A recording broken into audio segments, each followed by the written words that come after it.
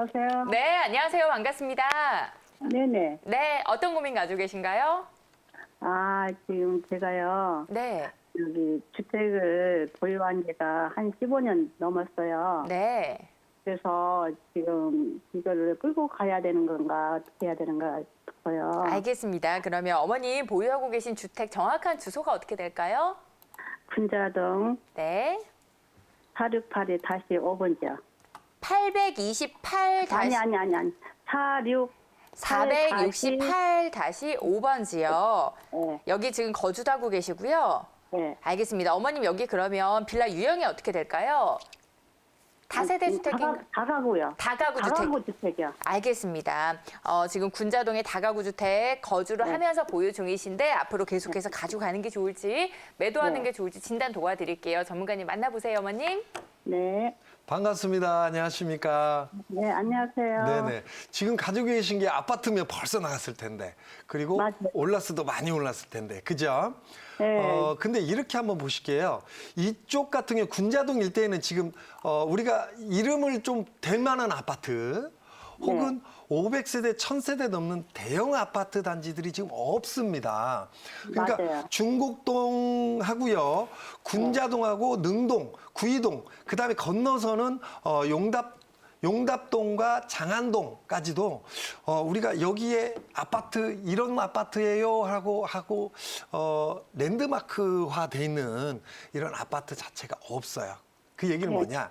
이제는 이 지역도 군데군데 이제 재개발이 좀 이루어지면서 랜드마크 형태의 아파트가 들어갈 수 있다 이렇게 보여주고 실제로 우리 시청자님이 가지고 계시는 이 지역도 군자역 쪽에 중랑청 쪽으로 굉장히 교통도 편하고요.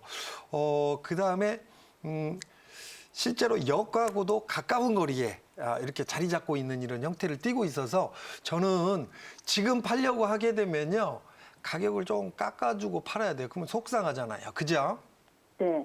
그래서 저는 거주 요건, 보유 요건 다 채웠기 때문에 언제든지 가격이 올라서 팔아도 양도세까지 감면 받을 수 있는 구조다. 그래서 지금 팔기는 좀 아깝다. 조금 눌러놓고 가시는 게 좋을 것 같고요. 또 이걸 팔고 또 다른 데로 가려면 좀 부담 가는 거고 또 다른 데로 가려고 하면 서울에 지금 전세나 월세가 물량들이 굉장히 없습니다. 그래서 오히려 이걸 팔고 되지도 않게 더 막 좀 불편함을 감수하면서도 내가 가지고 있는 집 못지않은 전월세 보증금이나 어떤 월세를 내는 이런 상황이 나올 수도 있거든요. 그래서 우리 시청자님 이거를 더더욱 갖고 가시는 게 저는 현명한 판단이다 이렇게 정리해드리겠습니다.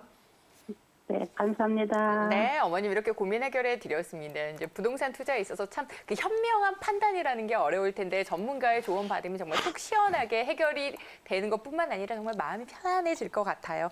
자, 풍선 효과 이야기를 저희가 앞서서 네네. 전문가님 했었잖아요. 근데 이 풍선 효과가 요즘에 보면 그 지역에만 국한되는 게 아닌 것 같아요. 규제 지역을 누르다 보니까 비규제 지역이 오르고 이거를 떠나서 네네. 아파트가 너무 많이 오르면서 그에 대해서 뭐 정책도 많고 하다 보니까 아파트 투자에서 빌라 투자로 눈을 돌리시는 분들이 굉장히 많아요. 그러니까 뭐 네네네네. 예전에는 아파트 패닉바잉 현상이 이랬는데 이제는 빌라 패닉바잉이라는 말까지 네네네. 생기면서 뭐 빌라뿐만 아니라 뭐 연립주택까지 계속해서 수요가 몰리고 있는 게 지금 현 상황이잖아요. 빌라 거래량도 엄청나고요. 근데 네네네. 이런 현상이 언제까지 갈 거로 좀 예상을 하실까요?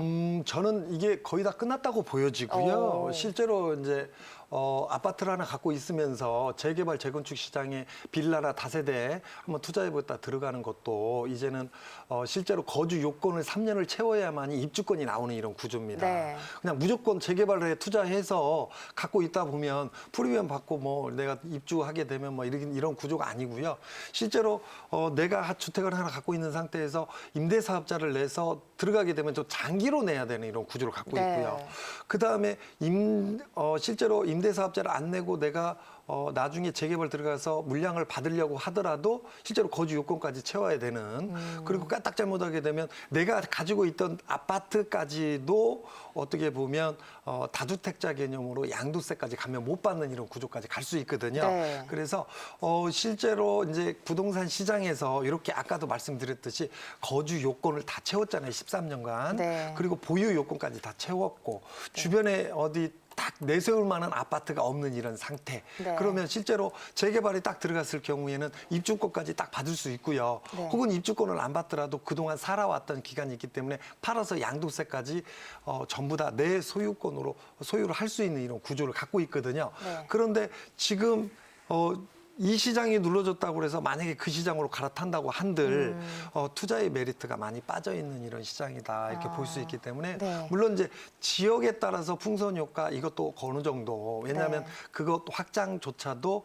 취득세, 보유세, 양도세라는 부담이 좀 있는 이런 구조라고 보여지고요. 오히려 이제 상품에 대한 어떤 상품군에 따른 어떤 시장 변동이 좀 있지 않느냐 이렇게 보여집니다. 그래서 주거용 시장에서 사업용 시장 혹은 토지 시장으로 이렇게 시장 자체가 좀 바뀌어가는 듯한 이런 느낌이 있습니다. 네.